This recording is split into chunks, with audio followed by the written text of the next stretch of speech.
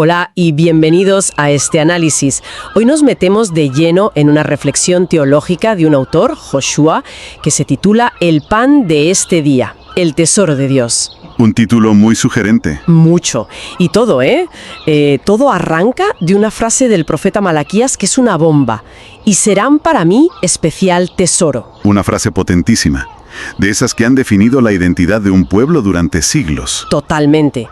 Y la gran pregunta que queremos explorar hoy, buceando en este texto, es, bueno, ¿qué narices significa ser ese tesoro especial hoy? Claro.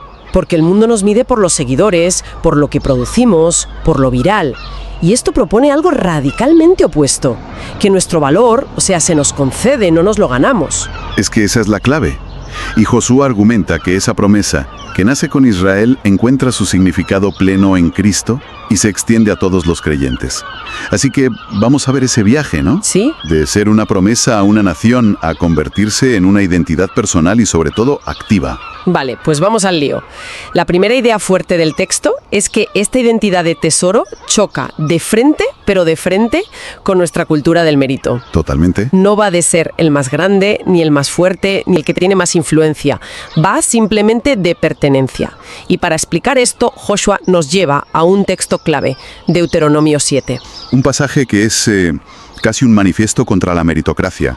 Le dice al pueblo de Israel, de forma muy directa, que no fueron elegidos por ser una superpotencia. Claro, todo lo contrario. Eran de los más pequeños. O sea que la elección no tenía nada que ver con sus capacidades ni con su currículum, por así decirlo. Hay una frase que subraya la reflexión que a mí me parece, el núcleo de todo.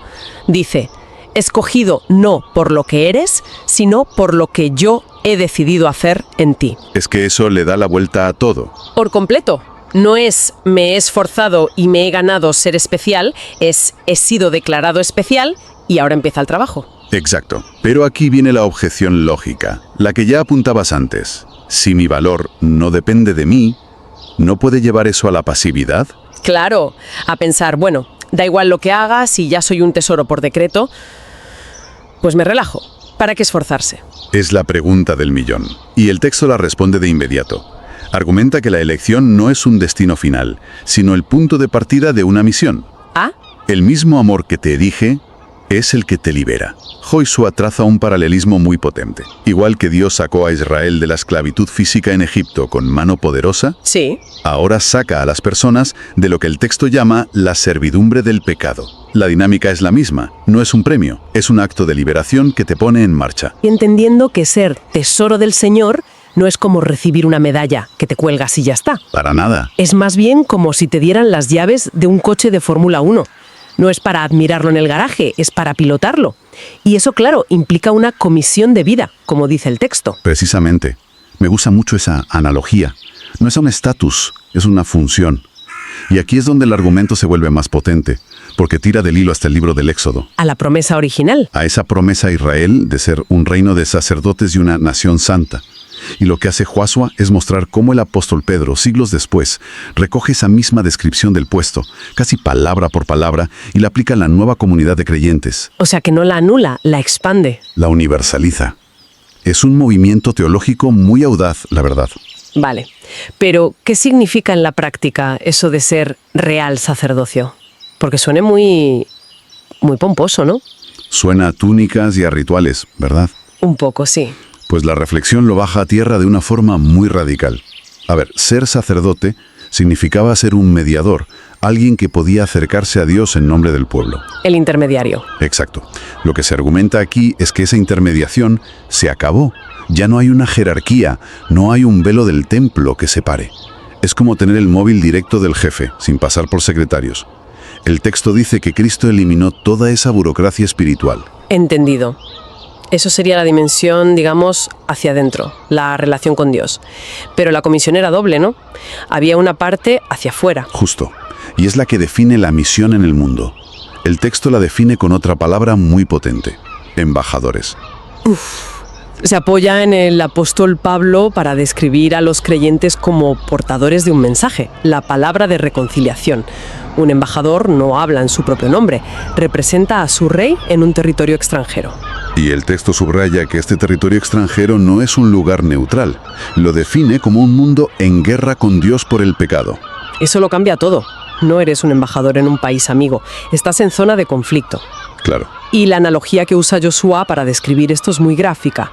Los creyentes son su voz, sus manos, sus pies en la tierra. Esto te saca de ser un mero espectador a ser un agente activo.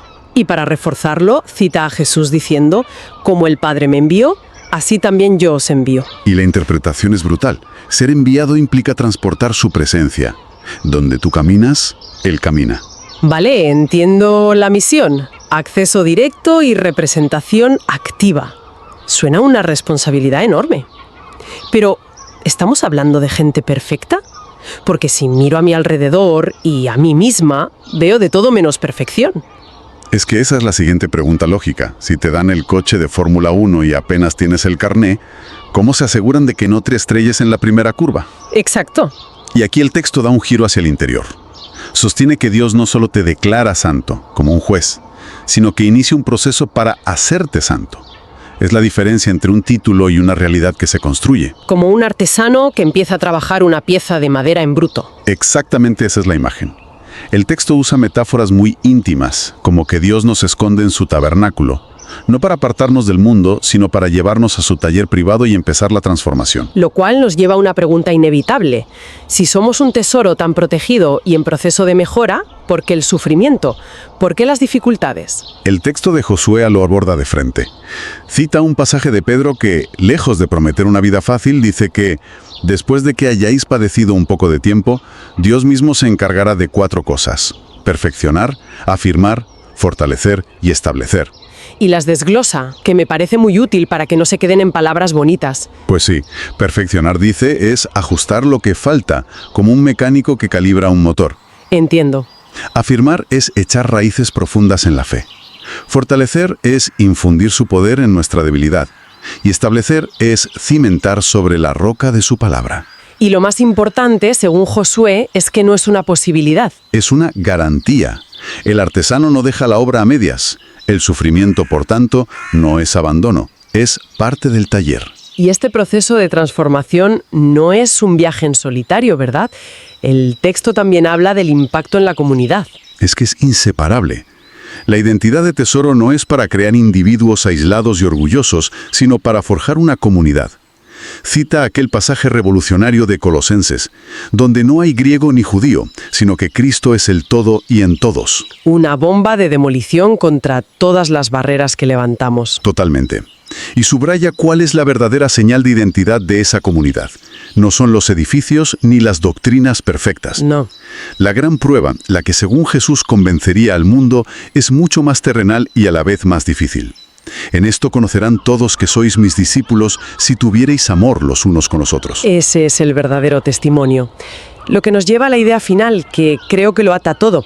Ser especial tesoro no es, como dice la reflexión, un privilegio estático. Sino un llamado dinámico.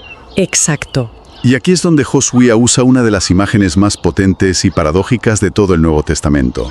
Somos tesoros en vasos de barro. Es una imagen que desarma por completo el ego, ¿no? Porque nuestra cultura nos dice, refuerza el vaso, que no se te vea ni una grieta. Y aquí el argumento es justo el contrario. Has dado en el clavo. La grieta es por donde tiene que salir la luz. La debilidad no es un fallo del sistema, es una característica necesaria. Explica eso un poco más. El objetivo del vaso de barro no es impresionar por sí mismo, sino dejar que se vea el tesoro que contiene. Si el vaso fuera de oro, todos admirarían el recipiente. Al ser de barro, frágil, común, cuando la gente ve la luz, sabe que no viene del vaso, sino de lo que hay dentro. O sea que nuestra fragilidad, nuestros fracasos, se convierten en el escaparate de un poder que no es nuestro. Exactamente. Y la conclusión a la que llega Josué es muy directa, cito: el mundo no necesita más ruido, sino más presencia, no más teorías, sino más testimonio. Y ese testimonio nace precisamente de reconocer con humildad que somos vasijas de barro portando un tesoro que no nos pertenece. Es que se aleja por completo de la autoayuda. No se trata de descubrir el tesoro que hay en ti. Se trata de reconocer que el tesoro que portas te ha sido confiado para mostrarlo. El foco cambia, de la autorrealización a la representación. Y la reflexión culmina con una pregunta directa, que es un desafío en toda regla. ¿Mi vida refleja la unidad, el amor, la justicia y la santidad que caracterizan a los nacidos de Jesucristo? Una pregunta que te saca de las nubes y te planta los pies en la tierra de tu día a día. Ahí es donde se ve si el tesoro es real o solo una idea bonita. Entonces, si tuviéramos que destilar la gran idea que nos deja este análisis, ¿cuál sería? Pues yo creo que la conclusión fundamental es que este concepto te obliga a recalibrar por completo tu sentido del valor y del propósito. A cambiar el chip. Totalmente. Lo arranca de la validación externa, los me gusta, el éxito, el reconocimiento, y lo ancla en una vocación divina. No va de autoglorificación, de pensar qué especial soy. Va de entender, con una humildad radical, que formas parte de una misión de reconciliación que te supera por completo. El texto de Yoshua termina con una oración. Y es curioso porque no es solo una oración de agradecimiento, es en esencia una declaración de compromiso. Sí, hay frases como: hoy reitero mi compromiso para ser un transportador de tu gracia y salvación a otros. Es la aceptación voluntaria de esa comisión. De ese puesto de trabajo. Es la respuesta lógica a todo lo anterior. Si de verdad has entendido la magnitud del regalo y de la llamada, la única respuesta coherente es el compromiso. Es decir, vale, acepto. ¿Por dónde empezamos? Y eso nos deja con una última idea para reflexionar. Si esta identidad consiste en ser un transportador de gracia, en llevar algo que no es nuestro a los demás, la pregunta no es cómo cambiamos el mundo de golpe. Es más pequeña y quizás más poderosa. ¿Cuál sería? ¿Qué pequeño acto de transporte de gracia, una palabra de ánimo, un gesto de paciencia, un acto de servicio que nadie va a ver, podría cambiar la dinámica de un día cualquiera?